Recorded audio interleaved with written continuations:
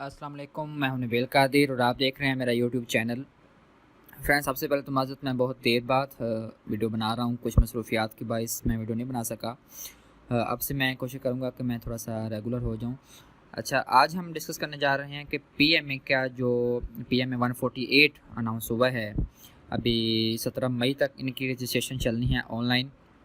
वो आप simple join pakarmy.gov.pk पे मैं डिस्क्रिप्शन में लिंक दे दूँगा। उसको आप ओपन करके और सिंपल वहाँ पे आप अपना रजिस्टर्ड हों। कोई आईडी कार्ड नहीं चाहिए, सिंपल जो उन्होंने रिक्वायरमेंट्स मांगी हैं मैट्रिक की और ग्रेजुएशन यानी captain as a commission long course, ये है पीएमए लॉन्ग कोर्स है, तो ग्रेजुएशन तक लोग अप्लाई कर सकते हैं। 23 एज लिमिट है जिन लोगों की 22 इंटरमीडिएट और 24 ग्रेजुएशन की। जिन लोगों की एज अभी रहती है वो लोग लाजमी अप्लाई करें। तो मैं आज आपको इस वीडियो में बताऊंगा कि पीएमए 148 यानी जो पीएमए का टेस्ट होंगे उनमें किस किस तरह के क्वेश्चन आएंगे, उसकी तैयारी आप किस तरह से कर सकते हैं। बेसिकली लोगों को पता नहीं होता कि सर पेपर आना किस तरह से है। पेपर अगर पता हो, नो हाउ हो थोड़ी बहुत, तो बंदा तैयारी भी ईजी कर लेता है और तब पेपर में बंदा कंफ्यूज भी नहीं होता। तो पीएमए मैं आपको बता दूं कि PMA something else and ISSB something else, ये दो अलग अलग चीज़ें हैं। जो पीएमए पास करता है वो आईएसएसबी के 3 दिन के जो टेस्ट होते हैं उनके लिए वो जाता है। तो सबसे पहले आप लोगों को थोड़ा सा आइडिया होना चाहिए कि पीएमए के टेस्ट होते किस किस तरह से हैं, उनमें क्वेश्चन किस किस तरह के आते हैं। तो 3 तरह के टेस्ट होते हैं, एक दिन में ये टेस्ट होता है। अभी कुछ लोगों की डेट्स आना शुरू हो गई हैं, कुछ लोगों का 4 तारीख को भी है, या यहाँ पे जो आपकी आर्मी सिलेक्शन सेंटर है। तो सबसे पहले मैं आपको बताऊं कि वर्बल इंटेलिजेंस टेस्ट होते हैं, then non verbal intelligence test, then academic test होते हैं। तो आपको थोड़ा सा मैं मार्किंग के बता के फिर मैं आपको बताऊंगा कि वर्बल, नॉन वर्बल और एकेडमिक टेस्ट में क्या क्या चीज़ें ऐड होती हैं। तो मार्किंग को अगर हम देखें तो वर्बल इंटेलिजेंस टेस्ट में 84 आप लोगों के एमसीक्यूज़ होंगे और ये सारे एमसीक्यूज़ होते हैं और 4 एमसीक्यूज़ मतलब एक एमसीक्यूज़ होगा, उसके नीचे उसकी 4 आंसर होंगे। वो आप लोगों के वहाँ पे आपने सिंपल एमसीक्यूज़ पे टिक करना है। तो 84 इसके आप लोगों को दिए जाएंगे एमसीक्यूज़ और 30 यानी आधा घंटा आप लोगों का इसका जो एलोकेट होगा वो टाइम होगा। आपने 30 मिनट में 84 एमसीक्यूज़ को फिल करना है। आप लोगों को सिर्फ सिंपल होते हैं, मैं आपको नीचे एग्जांपल भी दे दूंगा, पढ़ने में टाइम लगता है, बाकी आप इजी कर लेते हैं। Then non verbal intelligence test है, तो उसमें थोड़ा सा आपको टाइम ज़्यादा लगता है क्योंकि वो थोड़ा सा शेप्स होती हैं तो उसको समझने में थोड़ी सी प्रॉब्लम होती है। ये तो सिंपल सीरीज़ हैं कि आप लोगों ने किस किस बनानी है, ये शेप्स हैं, थोड़ा सा टाइम लगता है इस पे 86 मिनट आपको एमसीक्यूज़ हैं और 40 इसके लिए आपको मिनट चाहिए। एकेडमिक टेस्ट है तो उसमें 50 एमसीक्यूज़ होंगे और 40 उसके लिए टाइम होगा, इसके लिए काफ़ी टाइम होता है। हम अब बात करते हैं कि वर्बल इंटेलिजेंस टेस्ट में चीज़ें क्या क्या ऐड होती हैं। तो सबसे पहले आपने कंप्लीशन ऑफ सीरीज़, आपके पास सीरीज़ आएगी मसलन 2, 4, 6, तो उसके बाद क्या आएगा, तो इसके बाद सिंपल है कि 2 के वक्फे से आ रहा है तो 8 आएगा, 1, 3, 5, 7 आ रहा है तो आगे 9 आएगा। इस तरह से इस कंप्लीशन ऑफ सीरीज़ है। रिलेशनशिप है कि ए बी का ये लगता है तो सी क्या लगेगा, इस तरह के सिंपल इसके आपको टिप्स और फार्मूलाज मिल जाएंगे, वो आप सिंपल इसका देख लीजिएगा। मैं सिर्फ आपको सिलेबस अभी डिस्कस कर रहा हूँ। उसके बाद स्पीटिंग आउट, ये सिंपल वो क्लास टेस्ट हैं। जन सिनोनिम्स हैं सेम एक जैसे जो हैं, और एंटोनिम्स जो मुतज़ाद, जिसको हम अल्फाज मुतज़ाद कहते हैं।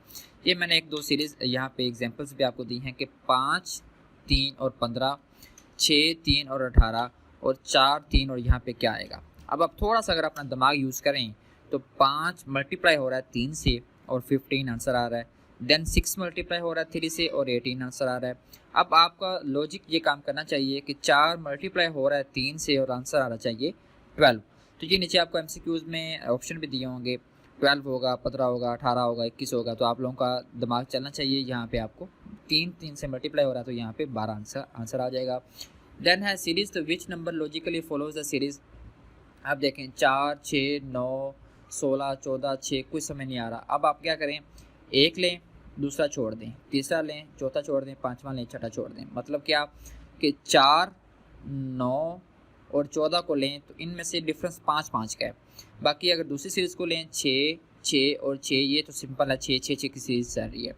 यहाँ पे हम देखते हैं तो 4, उसके बाद 5 ऐड किए तो 9, फिर 5 ऐड किए तो 14, 14 में इसका मतलब है कि 5 ऐड होंगे, 14 में 5 ऐड किए तो 19। इस तरह से आपको थोड़ा सा दिमाग अगर चलता है तो आप लोगों का ये सिंपल हो सकता है।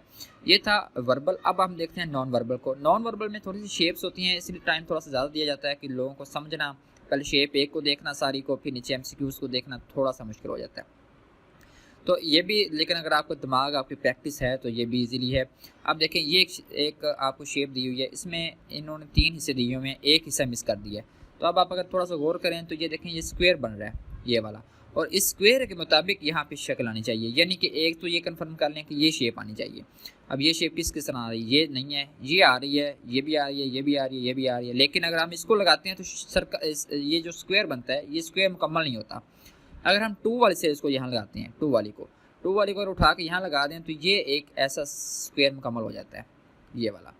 तो ये थोड़ा सा दिमाग आपका है यहाँ पे काम करने वाला। और दूसरा ये है, तो यहाँ पे आप देखें कि पहले आपकी ट्रायंगुलर है, फिर ये एक शेप है, फिर सर्कल है, तो आप इसको, अब यहाँ पे क्या आना चाहिए, यहाँ पे ये ऊपर वाले 4 नहीं आ सकते, ये भी आना तो सर्कल है, तो ये सर्कल हम उठा के यहाँ पे 7वां यानी इसका MCQ ठीक हो सकता है। अब ये एक छोटा सा है, तो यहाँ पे आप ये देखें कि ये भी स्क्वायर है, सर्कल में ये भी स्क्वायर है, ये भी स्क्वायर है, ये स्क्वायर है, कर्व है, ये भी स्क्वायर है, ये भी स्क्वायर है।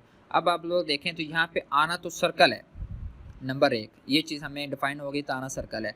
अब हम दूसरी ये चीज़ डिस्कस करेंगे कि सर्कल तो आना है, लेकिन यहाँ पे एक ये जिस तरह देखें ये राउंड आ रहा है, यहाँ पे लाइनें हैं, यहाँ पे डॉट हैं। अब सर्कल के इर्द गिर्द जहाँ डॉट लगे होंगे वो इसका सही आंसर होगा, ये इसका सही आंसर है चौथे वाला। तो अब हम, ये था नॉन वर्बल। अब हम थोड़ा सा देख लेते हैं कि आप लोगों ने एकेडमिक टेस्ट में क्या क्या चीज़ें ऐड होंगी। एकेडमिक टेस्ट में इंग्लिश ऐड हो भी सकती है, नहीं भी हो सकती। नहीं इसलिए हो सकती है क्योंकि उन्होंने एंटोनिम्स और सिनोनिम्स ऊपर डिस्कस कर ली हैं, लेकिन हो सकता है कि नीचे उन्होंने थोड़ा सा इंटरेक्ट या इस तरह की चीज़ें दे दें।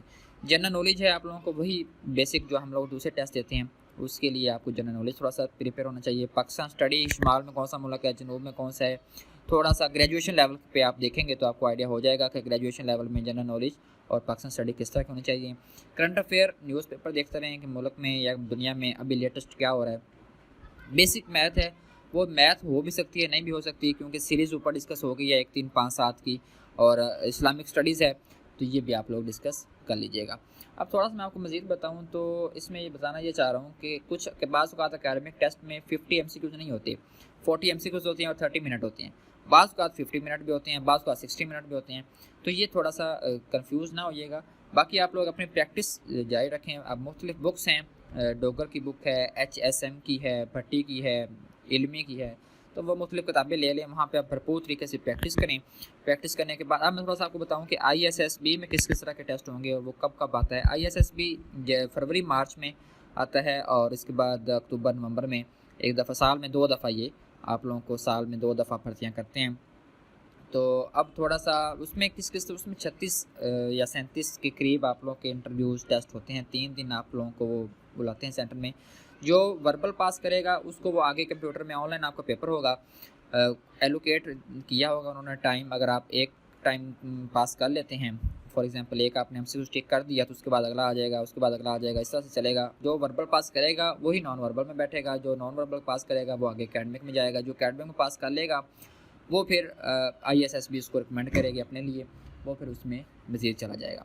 तो ये छोटी सी वीडियो है कि आप लोगों ने अपने इस कोर्सेज़ की तैयारी किस तरह से करनी है और पेपर किस तरह से आएगा, मार्किंग किस तरह से होगी। इसमें कोई नेगेटिव मार्किंग नहीं है।